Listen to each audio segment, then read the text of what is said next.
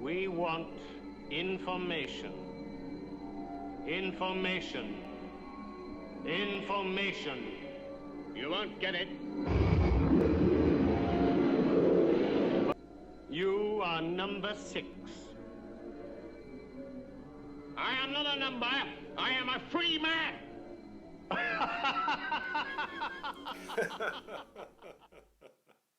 I am not a number. I am a free man. So these are the words of Patrick McGowan as number 6 in the TV series The Prisoner. They resonate across the years, right up to today, June the 27th, 2020. For in this video, I will be looking back 15 years to June the 27th, 2005. On that day, a group of us at the LSE, Gus Hussain, Simon Davis, Edgar Whitley, and myself, and others, published the Identity Project. Our genuine but rather naive aim was to inform the public debate about the identity card system being proposed for Britain. Is it really 15 years since Tony Blair tried to label everyone with a number by imposing ID cards on the British people? Well, we had sent a copy of the report to the Labour government, a pre-publication copy, and they were furious that we dared contradict their statements. For among the many findings in our report, we gave our cost estimates between £10 billion and 19 billion over 10 years. The government figure was just over 5 billion. Let me tell you about our subsequent dealings with Blair and his vindictive pals. Now, personally, I expected the figure to be even higher. As a rule of thumb, the cost of large projects is at least 6 times the figure stated in the original proposal. Anyway, the group stuck on these numbers because they were easily justified using data obtained from the Home Office itself. You see, official documents gave ranges of various cost estimates. In general, the government took the lowest number of each range. We mostly chose the average of official figures because we weren't looking for trouble, but trouble we got. The Labour government believed in shooting the messenger that brought bad news. Ministers went on the offensive, offensive being the operative word. No less than the then Home Secretary Charles Clarke went on to the BBC to accuse us of spinning and leaking material to the press for maximum exposure, like they do. Well, all we did was send them the report. Tony Blair, the then Prime Minister, attacked us in the House of Commons. A gaggle of second-rate ministers lined up to pour scorn on our report. This was classic Socialism 101. If you can't rubbish the message, rubbish the messenger.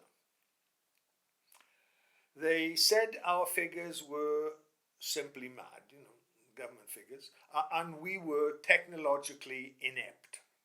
Simon Davis, a lead researcher, was singled out and smeared on the Today programme on Radio 4 and all over the media. And the reason? Well, the press had fallen on our figures, the government figures, to say that ID cards would cost £300 per person, not the £93 as the government insisted. And guess what rigorous research came up with the £93 figure? Well, a little birdie phoned to tell me.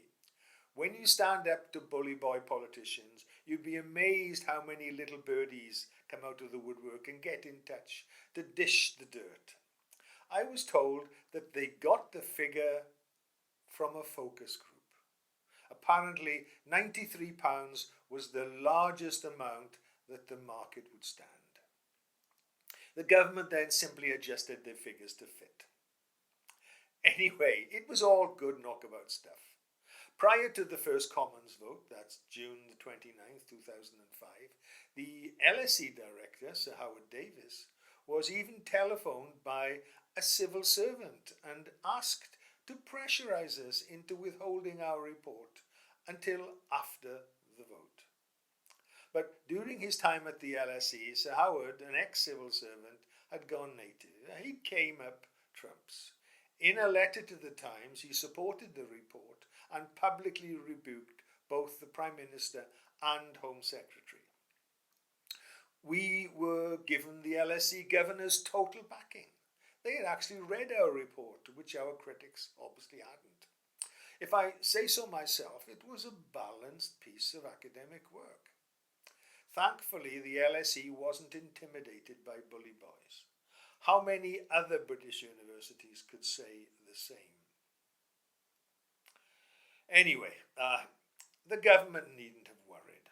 After a somewhat rough ride, the bill was finally passed by the voting fodder in the House of Commons on the 13th of February 2006, albeit with some nominal concessions, and it received royal assent in the March. Of course, with the project accepted, they then had to deliver. And from my perspective, the project had fiasco written all over it. Now, I say this not as a privacy advocate, because I'm not really one, but as a student of information systems, one who subscribes to the cock-up theory of history and not the conspiracy. This ID card system turned out to be an almighty cock-up. The ID card project, as proposed, was going to be one of the biggest computer systems ever envisaged anywhere in the world. Far more complex than its predecessor, the shambolic, disastrous NHS system. It was likewise a disaster waiting to happen. A projected cost of £5.8 billion. Don't make me laugh. This government, like their predecessors, just didn't see the problems coming. Like most politicians, they subscribe to the pixie dust school of technology. Computation is a magic dust to sprinkle over problems, and then something wonderful will happen. No surprise then that Britain has an appalling record of slippage, price overruns, and failure with large government IT projects. But pass into law it did, and as a professor of information systems, I look forward to studying this particular Titanic from the drawing board to the iceberg. The project stumbled along, failure upon failure, cost rise upon cost rise, until finally, on the 27th of May 2010, the newly elected Conservative Lib Dem coalition announced that the scheme would be scrapped. Finally, on the 21st of January 2011, the Identity Cards Act was repealed. Anyway, I'd like to discuss what would have happened if it had been implemented. The ID card project was to be one of the biggest computer systems ever envisaged, and the pixie dust politicians naively claimed that there would be no problems. It was totally secure because of biometrics. Apparently, iris scans, fingerprints, face recognition software would all work perfectly, be amazingly cheap to implement, and all of it foolproof. They'd been told this by those people selling the technology, so it must be true. However, the only property that all systems have in common is that they will fail. For example, the television series trumpet the myth of forensic investigators collecting biological material from the scene of crime, comparing DNA with samples in the database, and out pops the criminal's name. End of story. Nothing is that simple.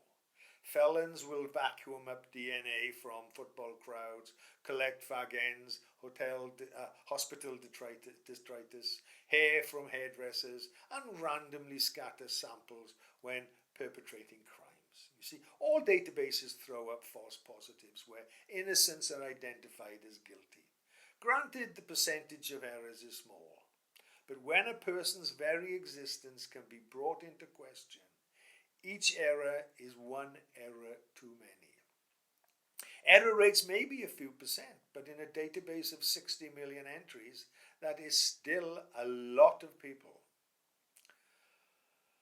And to think that in India, with a population of 1.4 billion people, that's 20 times bigger than the UK, it's forging ahead with its own ID scheme. I was asked by the Indian High Commission for my comments. I gave them. But clearly I was ignored. I can't wait to see what unintended and unwanted consequences will pop out of the woodwork there. So, why was the UK government so keen to force ID cards on the population? Why? To combat crime and terrorism. And yet Stella Remington, one-time boss of MI5, said, as far as terrorism is concerned, ID cards are going to be absolutely useless. The real reason is not crime or terrorism, but because governments are control freaks. These are control freaks who, having read George Orwell's 1984, only see a wish list. ID cards are a high-tech form of branding of citizens. They want to turn us into compliant herd animals, disposed to obey orders. Britain as an ideal animal farm. The hell of a collectivist heaven beckons. They had the nerve to tell us that ID cards would be there for our benefit, and it would be working perfectly, because it would be different this time. As President Reagan so eloquently put it, the 9 most terrifying words in the English language. I'm from the government and I'm here to help. John Lennon was right. Our society is run by insane people for insane objectives. I think we're being run by maniacs for maniacal ends. Each individual is a singularity, the essence of which no database can possibly capture. Databases are full of errors, and like all systems, they degrade over time. There is entropy in all things, even databases. The Driving Vehicles Licensing Authority, the DVLA in Swansea, admits to over a quarter of their entries containing at least one error, and that particular fraction is getting worse. But the ID project would be different. According to the rhetoric, an ID card, one central point of reference, would be so much more efficient and beneficial than you having to prove your identity day on day by producing driving licenses, credit cards, gas bills, etc. Proponents fail to see that if any one of these documents is erroneous and rejected, then you stop using it and use something else. Plenty more. But with the ID card, you won't have a choice. Even if the card is not compulsory, all financial systems will converge onto it. And anyone without a card faces great cost and inconvenience. Just like Oyster cards in London. You're not forced, but it's so much more expensive and tiresome without one. However, the ID card isn't the real problem. That's the ID register. In that register, each entry will eventually take on a legal status. All other proofs of identity will refer back to the one true entry. If the register is wrong, then all other databases will be wrong as well. You will have to conform to your entry in the register or become a non-person. In effect, your identity doesn't reside in the living flesh and blood being that is you, but in the database. Your body will have been separated from your identity. You no longer own your identity. All your property and wealth will be de facto taken from you and given to the database entry. You only have access to your property with the permission of the database. Paradoxically, you only agreed to register to protect yourself from identity theft, and instead you find yourself victim of the ultimate identity theft, the total loss of control over your identity. Now, errors in the database won't just happen by accident. They will happen by accident, but not only by accident. Workers on the ID database will be corrupted. They're threatened or blackmailed into creating perfectly legal ID cards for international terrorists and criminals. Then the ID card, far from eliminating problems, will be a one-stop shop for identity fraud. Foreign terrorists, illegal immigrants will be waved past all immigration checks. I once attended a Ditchley Park conference on combating organised crime. A persistent warning from the law enforcement and spooks there was that criminal gangs had placed sleepers in financial sector companies, and they were just waiting for the one big hit. The perpetrators of 80% of all computer security lapses are not hackers, but employees. Cryptographic systems don't help if the criminal has been given the keys to the kingdom. Why should the ID center be immune? Any ID card system should be safety critical, but how can it be when in the UK alone nearly 300 government departments and tens of thousands of companies and millions of individuals would be logging in? Furthermore, the register would have been the #1 target for every hacker on the planet, the gold medal of hacking. And what about the ID cards for the politicians themselves? I say. Why won't government ministers have photos on their ID cards? Well, because no one can decide which of their two faces to use.